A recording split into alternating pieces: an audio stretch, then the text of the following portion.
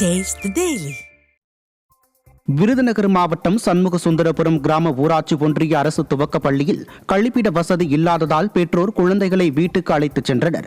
பள்ளிக்கென்று கழிப்பிட வசதி இல்லாமல் அருகில் உள்ள சமுதாய கூட சுகாதார வளாக பாதையையும் கழிவறையையும் பயன்படுத்தப்பட்டது. இந்நிலையில் தனிநபர் ஒருவர் சுகாதார வளாகத்திற்குள் யாரும் செல்ல முடியாத வகையில் காய்ந்த முட்செடிகளை போட்டு அடைத்து வைத்துள்ளார். இதனால் பள்ளிக்கு அனுப்ப மறுத்து குழந்தைகளை பெற்றோர் வீட்டுக்கு அழைத்துச் சென்றது ஸ்டாலின் அரசு நிர்வாக சீர்கேட்டை வெட்ட வெளிச்சமாக்கியது. பாதை இல்லாமல் இருந்தது. அது சர்வேர் எல்லாரும் நடந்து விட்டாங்க. அதுக்கு இப்போ பாதையும் கிடையாது. இந்த தினமோ கல்லை ஊண்டிட்டாங்க, அதுலேயும் பாதை கிடையாது. பிள்ளைங்களுக்கு இப்போ பாத்ரூம் போக வசதி கிடையாது, தண்ணி வசதி கிடையாது. அதனால் பிள்ளைங்களை வீட்டுக்கு கூட்டிகிட்டு போகிறோம் சார்.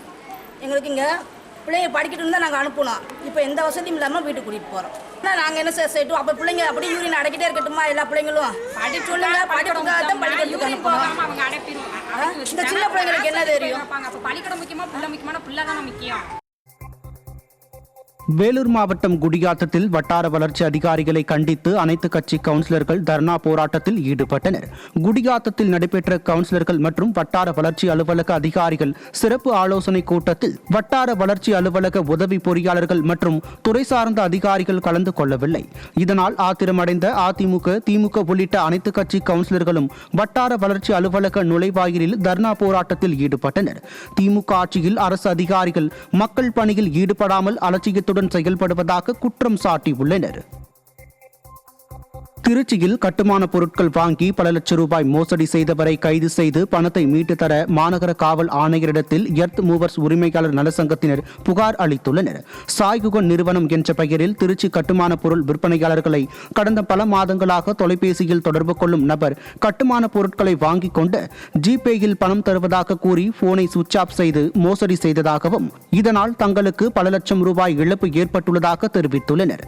இதையடுத்து ஸ்டாலின் ஆட்சியில் விதவிதமான மோசடி அரங்கேறுவதாக விமர்சனம் எழுந்துள்ளது.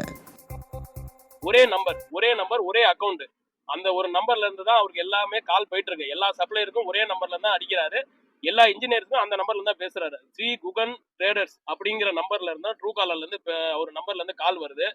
சப்ளையர் கிட்ட எங்க கிட்ட இன்ஜினியர் பில்டிங் கான்ட்ராக்டர் மாதிரி பேசுறது, அவங்க கிட்ட அவர் ஒரு சப்ளையரா மாதிரி பேசுறது. பாத்தீங்கன்னா கொங்கு தமிழ்ல பேசுறாரு.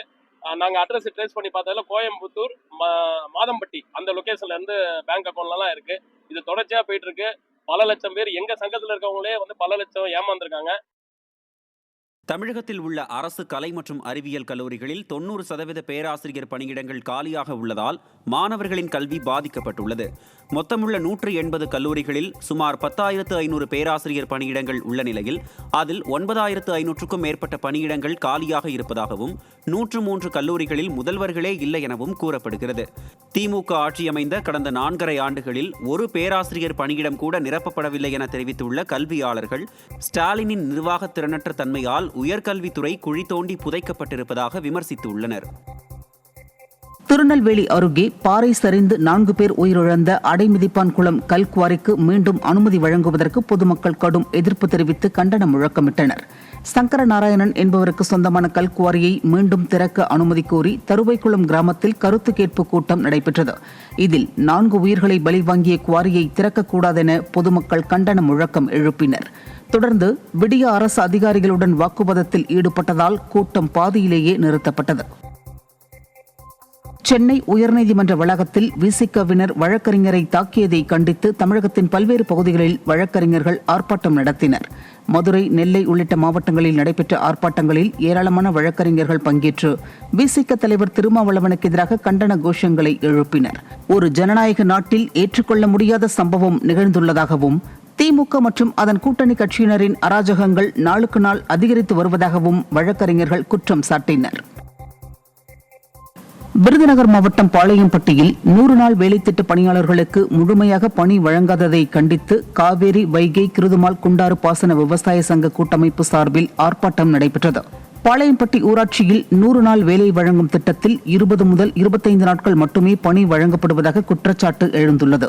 ஆட்சிக்கு வந்தால் 100 நாள் வேலை திட்டத்தை 150 நாளாக உயர்த்துவோம் என கூறிய ஸ்டாலின் தற்போது அத்திட்டத்தில் வேலை பார்க்கும் தொழிலாளர்களை வஞ்சித்ததுதான் அவருடைய சாதனை என மக்கள் விமர்சிக்கின்றனர். மறுப்பதை கண்டித்து